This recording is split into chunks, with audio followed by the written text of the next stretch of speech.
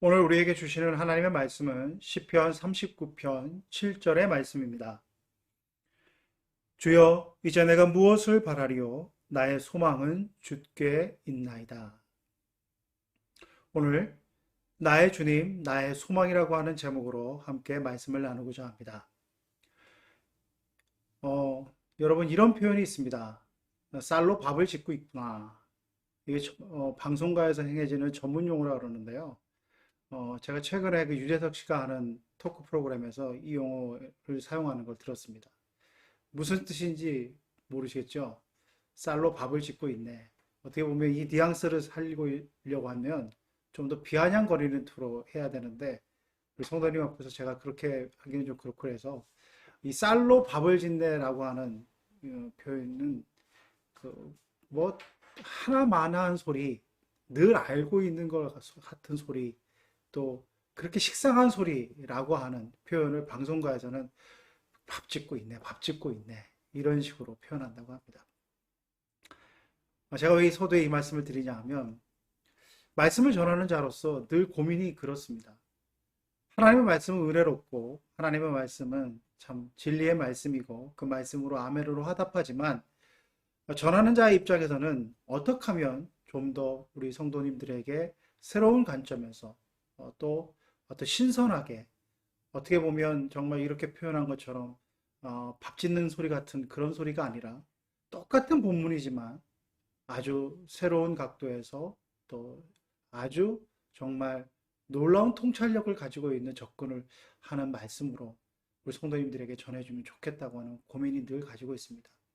그런데 현실은 쌀로 밥 짓는 소리가 될 때가 많은 것이 사실입니다.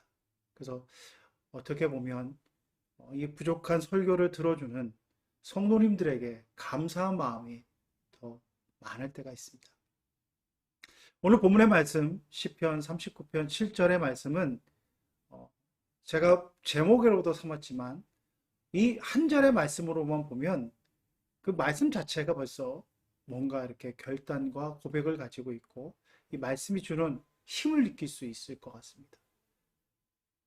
주여, 이제 내가 무엇을 바라리요? 나의 소망은 주께 있나이다.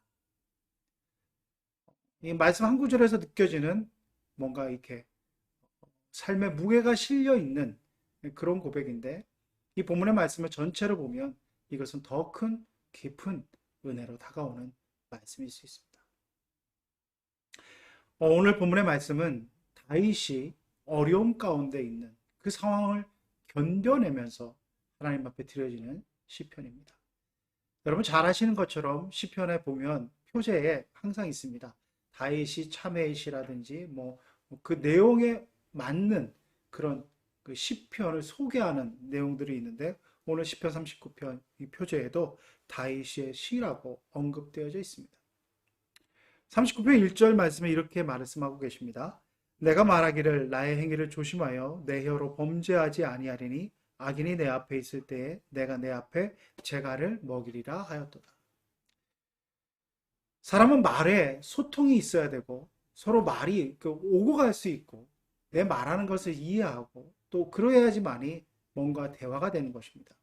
그런데 마음에 단절이 있고 서로에 대한 존중이 없으면 아무리 좋은 말을 하더라도 그 사람이 받아들이지 않고 또 곡해하고 오해한다 그러면 계속해서 어긋나는 것을 경험하게 됩니다.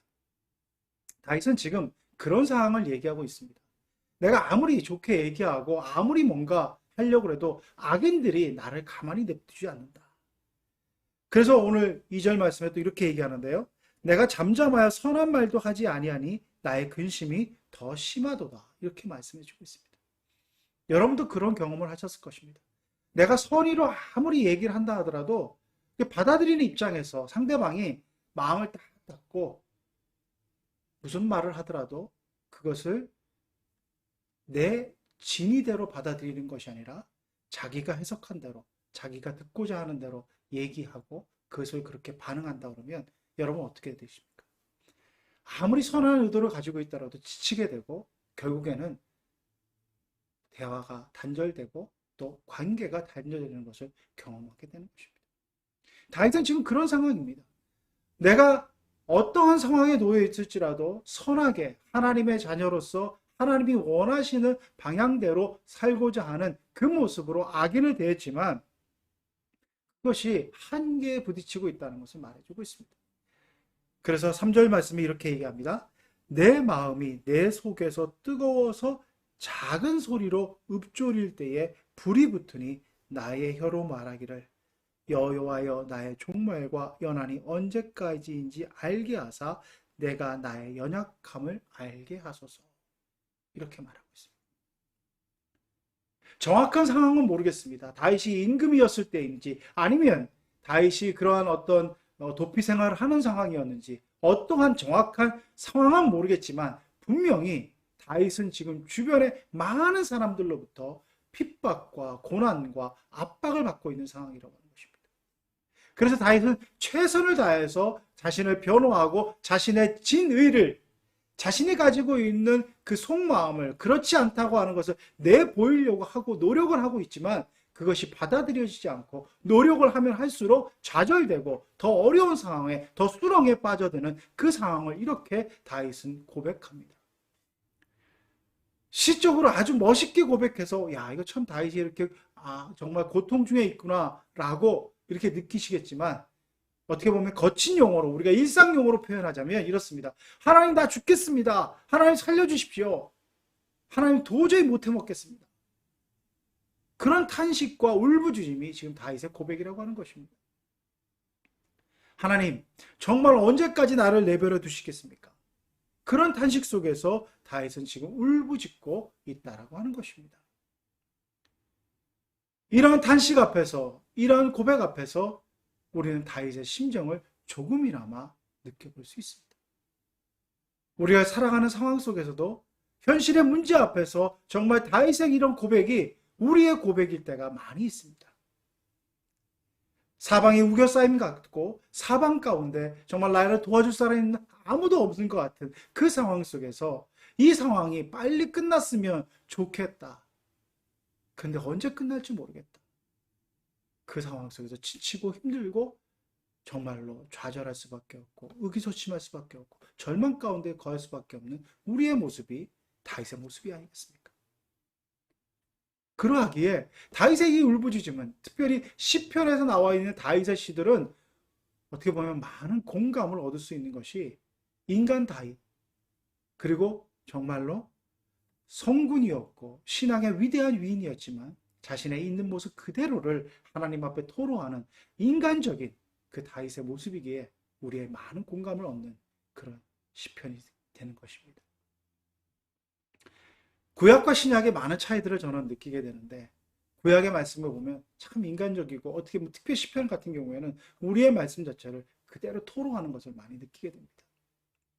근데 신약의 말씀을 보면 너무나도 어떻게 보면 정말 감당할 수 없을 것 같은 그런 모습, 아주 정형화된 모습, 어떻게 모범답안만을 주는 것 같은 그런 모습으로 말씀이 저에게 다가올 때가 많이 있습니다. 여러분 야고보서 1장에 있는 말씀을 한번 제가 읽어드리겠습니다. 야고보서 1장 2절부터 4절까지의 말씀입니다. 이 상황 속에 있는 아마 지금 다윗이 적혀 있는 그런 절박함과 간절한 상황을 생각해 보면서 이 말씀을 한번 들어보십시오. 내 형제들아 너희가 여러 가지 시험을 당하거든 온전히 기쁘게 여기라. 이는 너희 믿음의 시련이 인내를 만들어내는 줄 너희가 알미라. 인내를 온전히 이루라. 이는 너희로 온전하고 구비하여 조금도 부족함이 없게 하려 함이라. 여러분 어떤 마음이십니까? 당위성이라는 말이 있죠. 당연히 그렇게 대하는 것을 인정합니다. 하나님의 말씀 앞에서 이렇게 야고보서 1장 2절에부터 선포되는 이 말씀의 당위성은 신앙인이라면 그 누구도 부정할 수 없을 것입니다. 그러나 이 말씀을 받드는 성도의 마음은 너무나도 답답하고 어떻게 보면 하나님은 왜 이렇게 내 마음을 모르십니까? 이렇게 아픔 중에 있고 고통 중에 있는 나에게 왜 이렇게 더 큰 짐을 지우십니까? 라고 하는 그러한 반문을 가지게 되지 않으십니까? 야고보서의 배경을 보면 이 야고보서 기자가 이 본문의 말씀을 기록한 이유들이 있습니다. 야고보서는 심각한 핍박 중에 있는 성도들을 격려하고 위로하기 위해서 하고 있는 말씀입니다. 오늘 1장 이후에서부터 나와 있는 수많은 말씀의 구절구절들이 당시에 그 야고보서를 받는 공동체가 얼마나 많은 핍박 가운데 있다고 하는 것을 알고 있는 그 상황 속에서 기록되어져 있다. 그러하기 때문에 그들에게 힘을 북돋아주고 그들의 그런 연약한 심경들을 다시 한번 일으켜 세우기 위한 그런 말씀으로 끊임없이 그들에게 용기를 북돋아주고 있는 그런 말씀으로 기록되어져 있는 배경은 분명히 있습니다. 그러나 이 말씀 앞에 그런 배경은 분명히 있지만 이 말씀을 받아들이는 입장에서는 하나님, 말씀은 맞지만 내가 기뻐할 수 없습니다. 그 시련 앞에서 하나님, 내가 너무 힘듭니다. 그런 것이 우리 인간의 마음 아니겠습니까? 다윗은 그것을 대변해 주고 있습니다. 하나님, 내가 너무나도 주변에 많은 사람으로부터 고통당하고 있기 때문에 너무나 힘이 들어 죽겠습니다. 그런 고백과 탄식을 하고 있습니다. 그러면서 인생에 되어져가는 과정 속에서 이러한 통찰을 가지고 또 봅니다. 6절 말씀해 보시면 이렇습니다. 진실로 각 사람은 그림자 같으니 다냐? 진실로 각 사람은 그림자 같이 다니고 헛된 일로 소란하며 재물을 쌓아나 누가 거둘는지 알지 못하나이다. 나를 고통주고 있는 사람들, 주변에 많은 상황, 어려움에 처해 있는 상황, 그 상황 속에 되어져 있는 상황들을 보면 그것이 다 헛되다라고 하는 것입니다. 다윗이 고통 중에 있지만 그 고통 중에 있어서 그것이 냉소적으로 바라보는 그런 관점이 아니라 인생의 전체적인 그러한 통찰을 가지고 봤을 때 저들이 나를 고통 중에 거하게 하고 저들이 나를 핍박하고 저들이 하는 모든 노력들은 결과적으로 헛되게 끝날 수밖에 없는 일이라고 하는 것을 다윗은 말하고 있습니다. 이것은 무슨 말입니까? 나를 핍박하고 나를 고통 가운데 거하게 하고 나를 정말로 말로 다할 수 없는 시련 가운데 이끌어가고 자신의 이익과 자신의 유익을 위해서 달려가는 그 사람들의 결론은 그 결말은 헛되다라고 하는 것입니다. 헛되다라고 하는데 방점이 찍혀 있는 것입니다. 헛되다라고 하는 것을 알면서도 최선을 다해 노력하는 사람이 있겠습니까? 헛되다라고 하는 것을 알면서 자신의 모든 열정과 시간과 노력을 바치는 사람이 있겠습니까? 그런 사람은 아무도 없을 것입니다. 헛되지 않기 때문에 그것이 분명히 의미 있다고 생각했기 때문에 그들은 자신의 열정과 자신의 시간과 노력과 자신의 생명까지도 바치는 건 아니겠습니까? 그런데 그것이 결과적으로 헛된 일이라고 하는 것을 깨닫게 됐을 때 얼마나 인생이 허망하게 느껴지겠습니까? 얼마나 자신이 한 모든 노력들이 정말 그동안 참고 견뎠던 모든 그 시간과 나날들이 얼마나 무의미하게 느껴지겠습니까? 세상에 많은 사람들이 헛된 것을 헛되지 않게끔 여기고 헛된 것을 깨닫지 못하기 때문에 매진하고 달려가는 그 모습 속에서 다윗은 그 마지막에 걸게하는 헛되다라고 일갈하고 있습니다. 그렇게 규정하고 있습니다. 여러분, 이 규정 앞에서 우리의 인생을 다시 한번 보아야 되는 것입니다. 야고보서 1장에서 나와 있는 그 인내하라고 하는 것, 고통 중에 거하고 있는 그 상황 속에서 인내하고 그 인내 가운데 참고 견뎌나가는 그 상황 속에서 말씀 앞에서 섰을 때 그것이 부담으로 다가오지만 우리는 그래도 끝까지 그 말씀을 부여잡고 나갈 수밖에 없는 존재라고 하는 것, 그렇게 살아가는 것만이 우리를 헛되지 않게끔 할 수 있다고 하는 것. 그래서 우리는 깊이 깨달아야 되는 것입니다. 마태복음 26장에 예수님의 참으로 인간적인 모습이 기록되어져 있습니다. 십자가에 달려 돌아가시기 전에 겟세마네 동산에서 그 십자가의 앞에 섰을 때의 그 마음을 토로하고 있는 구절이 마태복음 26장 36절에서부터 기록되어져 있습니다. 이 마태복음 26장 36절부터 제가 읽어드리겠습니다. 이에 예수께서 제자들과 함께 겟세마네라 하는 곳에 이르러 제자들에게 이르시되 내가 저기 가서 기도할 동안에는 너희는 여기 앉아 있으라 하시고 베드로와 세베대의 두 아들을 데리고 가실새 고민하고 슬퍼하사 이렇게 말씀하십니다. 고민하고 슬퍼하사. 예수님께서는 신적 존재로서 이 십자가에 달려 돌아가시는 것에 대해서 뭐 내가 십자가 달려서 3일 만에 금방 부활할 건데 이런 마음이 아니셨다고 하는 것입니다. 성육신하신 예수 그리스도는 우리와 똑같은 인간의 몸을 가지셨기 때문에 자신 앞에 놓여져 있는 정말 감당할 수 없는 무게의 그 고난 앞에서 심히 고민하고 슬퍼하셨다라고 하는 것입니다. 우리와 똑같이 그 문제 앞에서 두려워하고 그 문제 앞에서 좌절하고 그 문제 앞에서 염려할 수밖에 없는 그 인간의 모습을 보이셨다라고 하는 것입니다. 그 예수님께서 이렇게 말씀하십니다. 이에 말씀하시니 내 마음이 고민하여 죽게 되었다 말씀하고 계십니다. 슬퍼하고 하는데 이것이 어느 정도냐면 고민하여 죽게 되었다라고 하는 것입니다. 너무나 힘든 상황 속에서 그렇게 말씀하시고 나서 이렇게 합니다. 너희는 여기 머물러 나와 함께 깨어있으라 하시고 39절 말씀에 조금 나아가서 얼굴을 땅에 대시고 엎드려 기도하여 이르시되 내 아버지여 만일 할만하시거든 이 잔을 내게서 지나가게 하옵소서. 그러나 나의 원대로 마시옵고 아버지의 원대로 하옵소서. 이렇게 기도하십니다.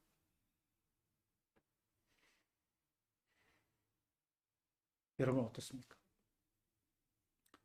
우리와 똑같은 성경을 가지신 예수님, 우리와 똑같은 인간의 몸을 가지신 예수님, 그 예수님께서도 십자가를 지시지 않기를 원하셨을 것입니다. 고난의 길을 비껴가기를 원하셨을 것입니다. 자신에게 주어진 이 길을 어떻게 하면 회피하고 싶고 벗어나고 싶은 마음을 누구나가 가지고 있었다고 하는 것입니다. 예수님조차도 그러한 마음으로 죽겠다고 하는 그 마음을 가지고 기도하셨는데 그 기도의 내용은 참으로 우리를 놀라게 하고 있습니다. 이것이 우리가 가야 될 길임을 주님은 몸소 보여주셨습니다. 주님, 나의 뜻대로 마시고 아버지의 뜻대로 하시다. 예수님은 나의 뜻대로 말고 하나님 아버지의 뜻대로 해달라고 하는 그 간절한 기도를 드리시고 계시다고 합니다. 이것이 오늘 우리에게 놓여져 있는 숙제입니다.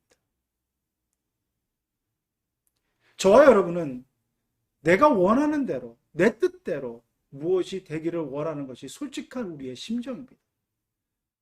그러나 우리의 신앙인의 가야 될 길은 주님의 그 모습 그대로 아버지의 뜻을 구하는 인생이 되어야 됨을 우리는 잊지 말아야 된다고 하는 것입니다.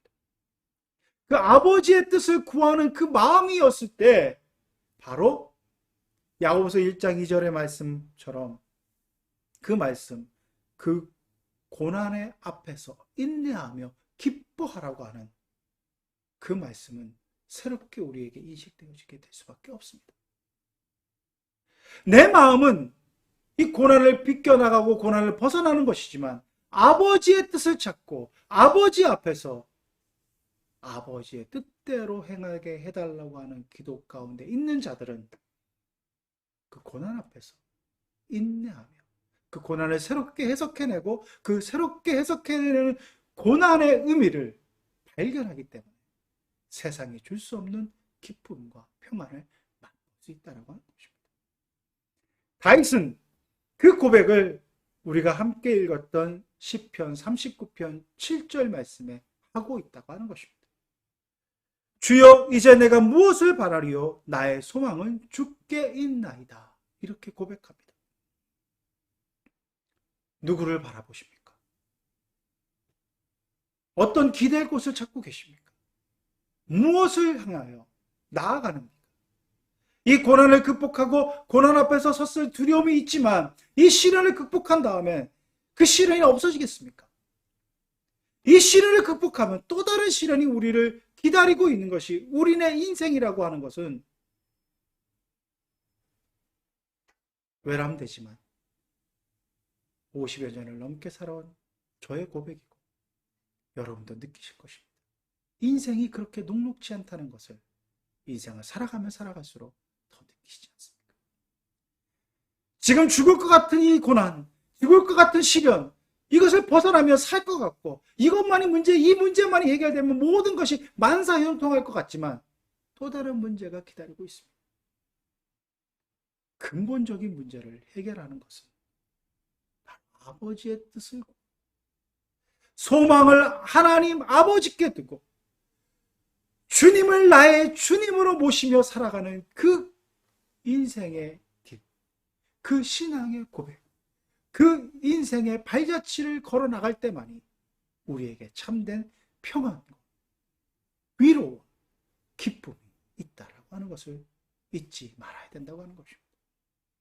다윗은 그것을 자신의 신앙 고백적인 모습으로 보여주고 있습니다.